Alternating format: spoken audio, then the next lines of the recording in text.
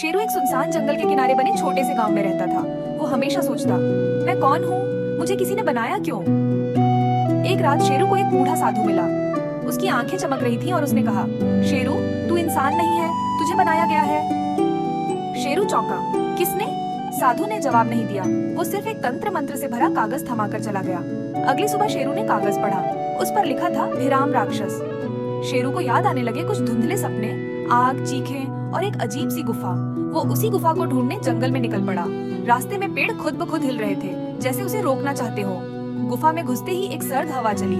दीवारों पर खून से लिखे शब्द थे, तू मेरा है।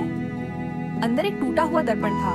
शेरू ने देखा, उसका चेहरा धीरे धीरे बदल रहा था। उसकी आंखें लाल हो रही थी। एक अजीब सी छाया पीछे से आई और फुसफुसाई, भिराम ने तुझे बनाया, तुझे उसका बनना होगा। शेरू चिल्लाया और भागने लगा, पर गुफा अब बंद हो चुकी थी। दीवारों से खून टपकने लगा।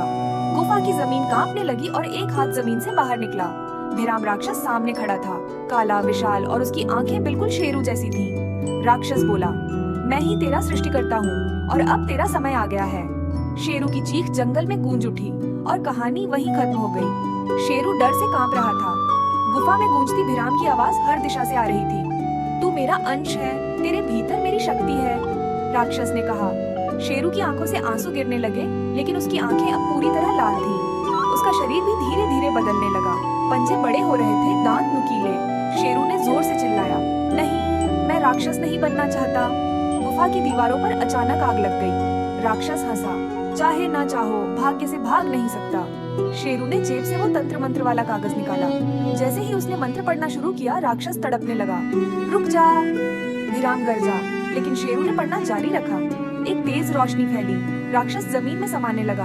उसकी चीखें गूंज उठी। गुफा हिलने लगी, पत्थर गिरने लगे। शेरू भागा। खून, छायाएं सब पीछे छूटते गए। जैसे ही वो बाहर निकला, सूरज की पहली किरण पड़ी।